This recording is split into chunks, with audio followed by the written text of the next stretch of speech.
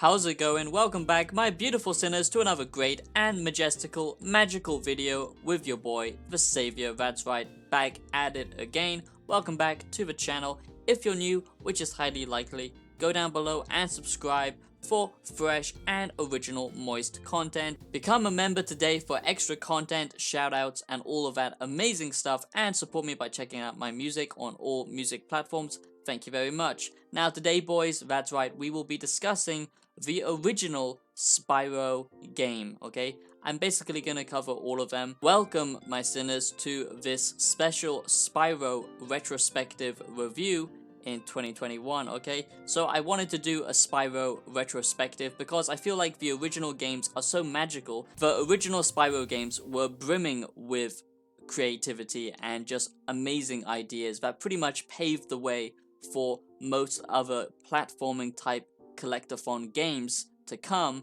and I just feel like the original trilogy were just so magical, and it just really sparked my interest in, creativity really. And I feel like the original Spyro games were just so magical, and personally I actually like the polygon aesthetic. Yes, it's very retro, but to me it works. When I think about the original Spyro games, okay, I don't think of it as being graphically limited and oh, I wish it could be wonderfully HD and amazing up-to-date graphics and photorealistic so I can see every single scale on Spyro's back. No, I don't think like that, okay? And if you're not aware, recently there was a Spyro remaster which remastered the original trilogy of the Spyro games. To me, yes, they did do it justice and they didn't actually ruin it. They pretty much just stuck to the original game and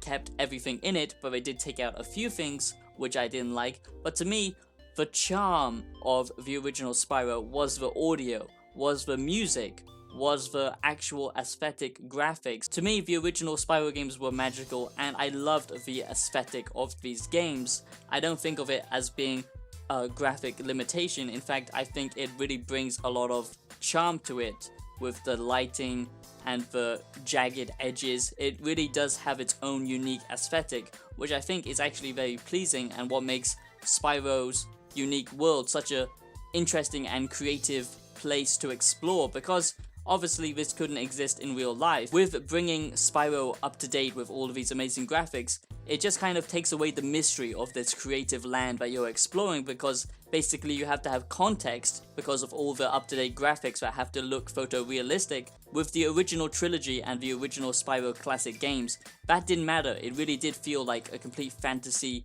dreamy kind of creative world that you were exploring, because it didn't have to have so much detail in it to actually make sense within the context of how the real world operates. Because of its graphic limitations and its weird polygon aesthetic, it felt more dreamy, more magical, more creative in my opinion. And I'm not just saying that as a hipster saying all of these modern day graphics are just annoying. Actually, having less is sometimes more, and I feel like with the Spyro original games that is really 100% the case, because having a defined aesthetic, which they clearly did have using the graphics that they had back in the day, they could really create something unique. They obviously had an image in mind and a creative world space that they wanted to build, instead of just, plastering on all of these modern day graphics to make it all look nice and shiny, but then losing the creative edge, the sense of mysterious and wonder by creating a more dreamy world space where it doesn't actually have to make sense within the context of what things actually look like. I like that, and I think that really did help the Spyro games just really capture this sense of wonder, and that is what I loved so much about the original Spyro. Here is my retrospective review of the original Spyro game, Spyro the Dragon, a retrospective review. I absolutely loved these games when I was growing up. You can be an adult and still enjoy them because they just give you a sense of calm. These were the perfect type of Zen games to play, and as a child, it really did just fill me with a sense of wonder and make me interested in, exploring creative ideas, and I think that is very useful when growing up. And the thing that made Spyro so great, because back in the day, remember, this was on the PlayStation 1 we didn't have dual analog stick. Creating a 3D world space, which was pretty incredible as it was, and then actually being able to turn the camera was obviously quite a tricky thing to do. You would have a mechanic where you actually turn your head, and that way you actually turn the camera. So basically you are seeing through Spyro's eyes. Whichever way his head is facing is the way you're going to see. And actually, you know, that is a little bit annoying and a little bit of a hindrance, but it made it way more difficult as a game because you would actually have to stop and think before you did a certain platforming event. You would actually have to use your vision and use your head to actually find the correct path and then jump and glide and fly and swim and all this kind of stuff. And to me, I actually think it was more engaging and it made you think a little bit more. One of the other great things about the original Spyro games that you just don't get with the modern day gaming industry and the remasters that you see of older games is the care and love and attention that they actually put into making these worlds. You know, I just think that the color palette and all of this kind of stuff was way more interesting back in the day. You know, having these lands as more abstract. I feel like the original Spyro games were way more artistic, not just with its choice of design, but also with its gameplay. Like I said, you have to use your camera to change the viewpoint, which made it a bit more tactical. And for a kids game, it was actually quite challenging at times. It wasn't just one of those kid games that basically let you get away with messing up. You did have lives and you would actually restart at a checkpoint, at a save point, which I feel was pretty cool. The great thing about the original Spyro games was the acting, the voice acting, and most of all the music. The music was just so charming, and you know, when you hear it now, it just fills me with a sense of nostalgia. This video isn't really trying to compare it too much to the remaster. I'm just giving you a retrospective review of Spyro and the original trilogy, but they jazz up the music way too much. But what made it great was the dreamy pads and this just music that really complemented the game really well with this, you know, mysterious, dreamy world that you were exploring. You know, it gave off a very nice Zen type feeling, and I just feel like the new music really jazzed it up too much. But pretty much with the original Spyro games, what you were doing is you were collecting eggs, freeing other dragons. It's pretty much a collectathon. The thing that saved it from getting repetitive was you would have different worlds to explore. You would collect gems and you would collect dragon eggs or whatever it is that you were collecting.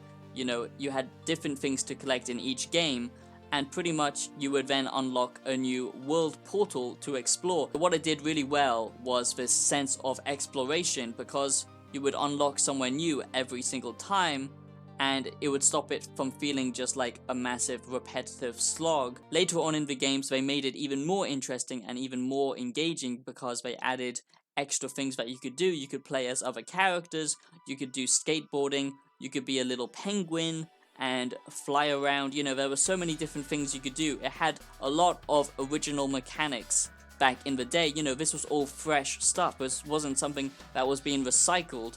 Now, obviously, Spyro was never about hard combat or any of this type of thing. It was never about, you know, challenging gameplay. But what it did do really well was just reward you, not by giving you, you know, tons of items like we see nowadays, but reward you with a sense of discovery. Because like I said, you're always discovering new things. Yes, you are doing a lot of the same stuff time and time again, but back in the day, all of this was absolutely fresh and absolutely incredible because they were adding so many new and interesting mechanics that you wouldn't get to see in other games, and it all came together in such a cool and unique package. The story of Spyro was never really that engaging. It was pretty much just an excuse that you could go around and collect stuff and then progress. It's a very unique idea, Spyro, especially with all of these new mechanics that they added back in the day that now we just don't see game developers doing. They just use the same old stuff time and time again because they know it works, but this actually tried out new ideas. Of course, even now, there aren't many games where you play as a tiny dragon, where you can fly around and skateboard and, you know, basically explore lots and lots of different worlds. So it is a very unique premise. This was a great Zen-like experience, and I just feel like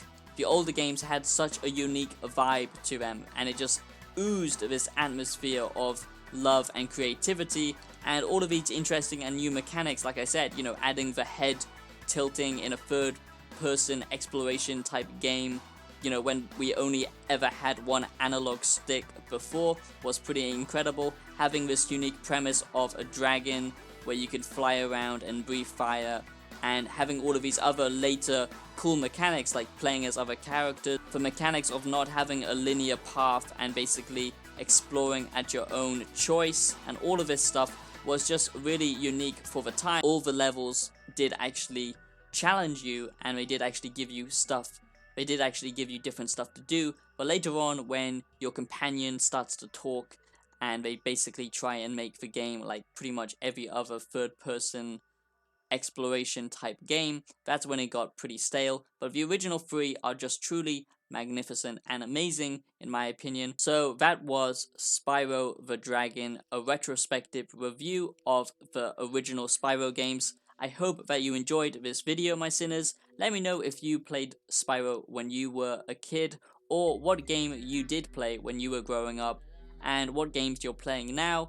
I would be very interested.